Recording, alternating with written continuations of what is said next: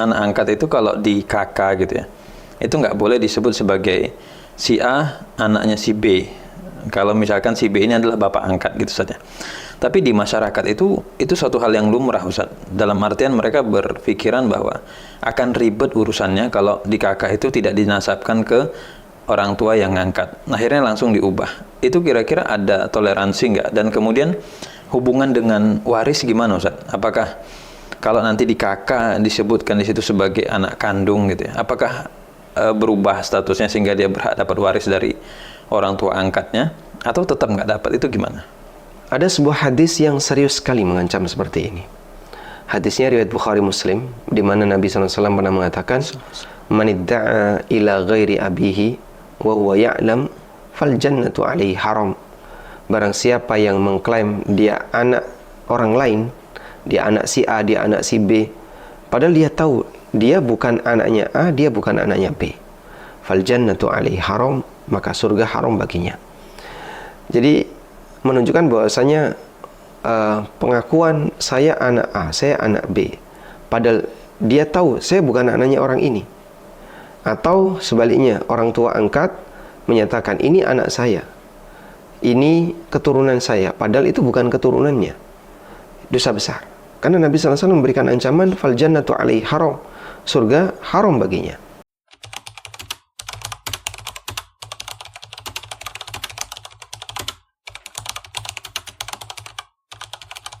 Assalamualaikum warahmatullahi wabarakatuh.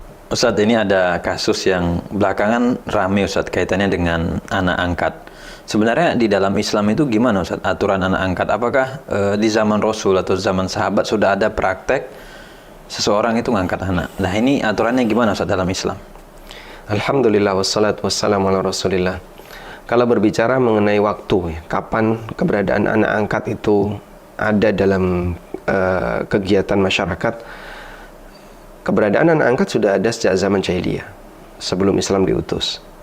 Bahkan ada satu fenomena tentang anak angkat yang itu pernah dialami di zaman Rasulullah SAW sebelum beliau diutus, yaitu Zaid bin Haritha. Zaid bin Haritha sebenarnya adalah budaknya Khadijah, kemudian dibebaskan oleh Khadijah dengan syarat kamu harus melayani suamiku. Akhirnya diambil oleh Nabi SAW sebagai anak angkat sampai dikenal dengan sebutan Zaid bin Muhammad, sehingga nama ayahnya diganti dengan nama Nabi SAW. Kemudian ketika Islam datang, praktek seperti ini dilarang oleh Allah Ta'ala. Lalu turun firman Allah di surat Al-Ahzab. Allah Ta'ala mengatakan, "Wa ma ja'ala ad'iya'akum abna'akum." Allah tidak menjadikan anak angkat kalian sebagaimana anak kandung kalian. Maka dari sini kita bisa melihat bahwa anak angkat ada dua makna ya. Yang pertama, anak angkat sampai pada tingkatan ganti nasab, sehingga yang seharusnya A bin B, tapi karena A ini diangkat oleh Z sebagai anaknya, maka kemudian diganti dengan A bin Z atau A bin X, padahal aslinya A bin B. Nah, praktek seperti ini dilarang dalam Islam karena sampai mengubah nasab itu pelanggaran besar. Yang kedua, anak angkat dalam arti sebatas pengasuhan, sehingga seorang mengasuh anak orang lain tapi tidak sampai mengubah nasab. Nasabnya tetap dinasabkan ke bapaknya, hanya saja dia tinggal bersama dengan orang tua asuhnya dan mereka berinteraksi dengan orang tua asuhnya. Praktek seperti ini diperbolehkan karena tidak sampai mengubah nasab. A bin B, lalu A diasuh oleh Z, tetap dalam akta kelahiran, kemudian dalam KK ya disebut A bin B, bukan A bin Z. Nah, cuman nanti ketika aturan masuk di KK, barangkali keterangan itu perlu ditegaskan ya, bahwa jangan menyebut sebagai anak, tapi mungkin disebut sebagai family lain atau anggota keluarga lain. Ada kalimat family lain itu diperbolehkan namanya, sehingga dengan demikian tidak sampai ada pernyataan kalau dia adalah anak yang mengasuh, tapi tetap dibinkan kepada bapak aslinya. Nah Ustaz, yang menarik tadi kan antara anak asuh atau anak angkat dengan orang tua itu kan berinteraksi gitu saja. Mungkin mereka tinggal satu rumah atau gimana. Ini apa batasan Ustaz? Kita butuh batasan mana yang boleh, mana yang enggak. Karena yang rame belakangan itu Ustaz, antara anak angkat dengan ibu angkat itu terlalu dekat. Mungkin sampai level ya peluk atau mungkin cium gitu ya. Ya apakah itu bisa kita artikan sebagai kasih sayang gitu ya? Atau ada batasan-batasan tertentu terutama nanti kaitannya dengan mahram dan yang lain Ustaz. Itu gimana Ustaz? Baik, jadi bedakan pembahasan dari sisi nasab dan pembahasan dari sisi pelanggaran interaksi. Sangat mungkin anak angkat itu mahram. Sehingga misalnya suami istri tidak punya anak ya. A dan B menikah dan dia tidak punya anak. Kemudian B ini seorang perempuan, dia punya saudara perempuan atau punya saudara laki-laki, dan saudara laki-laki atau saudara perempuan ini punya anak laki-laki misalnya. Kemudian dia jadikan sebagai anak angkat. Berarti posisi anak laki-laki dengan B, wanita yang tidak punya anak ini adalah keponakan. Kalau keponakan bisa jadi mahram, mereka bisa berdua dalam satu rumah, mereka bisa berinteraksi sebagaimana mahram pada umumnya. Ya, meskipun tetap ada batasan aurat, sebagaimana wanita tidak boleh menampakkan auratnya walaupun di hadapan mahramnya, karena ada bagian aurat tertentu yang tidak boleh dia ekspos di depan mahram, hanya boleh diekspos di hadapan wanita yang lain. Kemudian mungkin juga anak angkat itu bukan mahram, artinya ya murni anak teman, anak orang lain yang nggak ada hubungan keluarga, bahkan sama sekali tidak ada hubungan darah misalnya. Mungkin kan terjadi seperti itu. Nah, ketika tidak ada hubungan keluarga, tidak ada hubungan darah, di sini yang perlu untuk dijaga adalah masalah interaksi.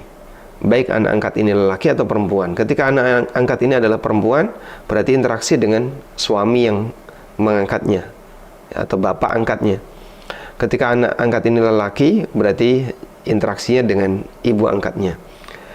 Ketika dia sudah balik ya, sudah dewasa, maka perlu diperhatikan ini tidak ada hubungan mahram.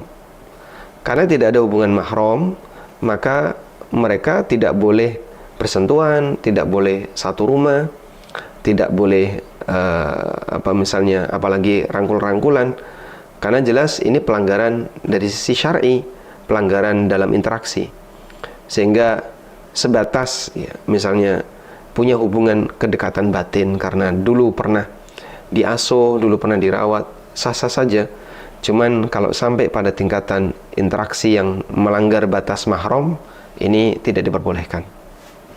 Baik Ustaz, tadi Ustaz di awal itu kan nyebut bahwa anak angkat itu kalau di kakak gitu ya, itu nggak boleh disebut sebagai si A anaknya si B. Kalau misalkan si B ini adalah bapak angkat gitu saja.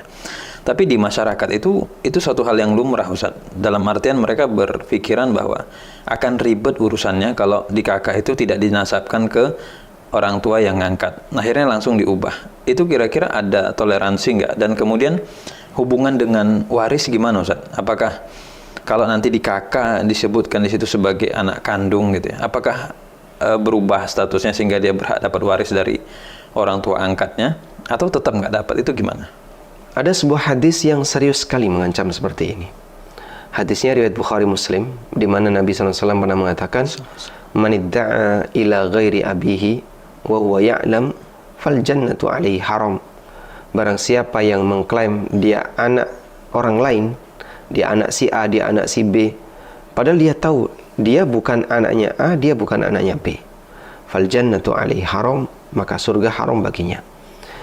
Jadi menunjukkan bahwasanya pengakuan saya anak A, saya anak B, padahal dia tahu saya bukan anaknya orang ini. Atau sebaliknya, orang tua angkat menyatakan ini anak saya, ini keturunan saya, padahal itu bukan keturunannya. Dosa besar. Karena Nabi SAW memberikan ancaman fal jannatu 'alaihi haram, surga haram baginya. Kemudian di sini kita mengajarkan kepada masyarakatnya, jaga komitmen ini baik-baik. Jadi, kalaupun Anda mengangkat anak, pertama, dalam masalah keyakinan, jangan sampai kita belokkan nasab. Kemudian juga dalam masalah klaim, jangan sampai kita menyatakan bahwa anak ini adalah anak saya. Kemudian dalam masalah administrasi, ya seharusnya ini konsisten. Kalau berbicara masalah administrasi, ya dia mengikuti konsistensi yang dibawa ini. Berkaitan dengan masalah pengakuan, berkaitan dengan masalah pembelaan nasab, administrasi harusnya ngikutin. Nah, kalau kita misalnya beralasan itu kan untuk kemudahan dan seterusnya. Kemudahan tapi tidak boleh melanggar konsistensi ini. Karena nanti kelanjutannya akan ada banyak pengaruh ya. Sehingga di administrasi coba nanti bisa dialogkan ya, ditanya ke dinas terkait. Ini bukan anak kandung saya tapi mau saya masukkan di KK. Ya. Kira-kira statusnya apa? Mungkin orang yang ada di Dukcapil kan paham ya. Apa yang harus dinyatakan dalam keterangan itu? Apakah keterangan sebagai family lain atau keterangan sebagai apa, nanti bisa disebutkan. Saya pernah dengar ya, ada mengenai zonasi sekolah yang ada di beberapa daerah, bahwasanya orang kalau mau sekolah di tempat A, maka dia hanya boleh tinggal di alamat yang radiusnya sekian kilo dari titik sekolah itu. Sampai kemudian ada orang yang ingin menyekolahkan anaknya di sekolah A tadi. Cuman dia di tempat yang jauh, dititipkan ke kakak sekitar sekolah ini, di antara keluarganya. Akhirnya ditulisi family lain. Itu model seperti ini banyak di tempat kita. Nah, jadinya